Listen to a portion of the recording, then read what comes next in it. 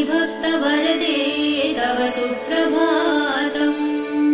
वैकुण्ठधामनिलये कलिकल्मषघ्ने नाकाधिनाथ विनुते अभयप्रदाते सद्भक्तरक्षण परिहरिचित्तवासे श्रीलक्ष्मी भक्तवरदे तव सुप्रभातम्।